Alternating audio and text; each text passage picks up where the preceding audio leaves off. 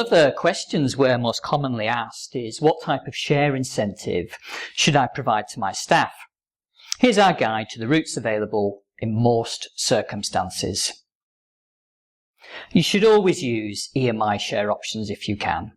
They can only be granted to full-time employees, but the advantage of EMI options is that they result in a 10% rate of capital gains tax payable after the sale of the shares and no pay-as-you-earn or national insurance charge for the company. If you can't use EMI options, maybe because you have part-time employees or non-executive directors, you should use an immediate award of shares instead.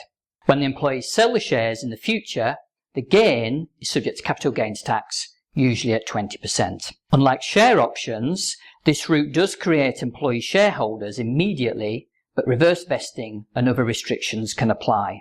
The issue to watch is the value of the shares when they're acquired by the employee.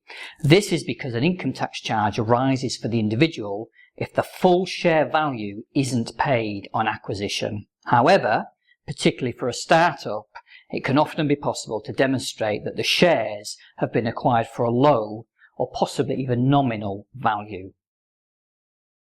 As a final route, if you can't use EMI options or issue shares to staff now, then you're left with granting non-EMI or unapproved share options.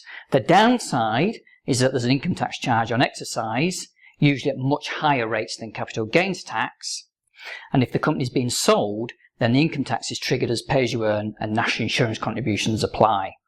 The purchaser of a company which has provided unapproved options will want to know that the company can pay this liability or recover it from the option holder, and the mechanics on a sale can become fairly complex. We're always happy to discuss choosing the right type of share award and to help with setting up the optimum share plan for your business.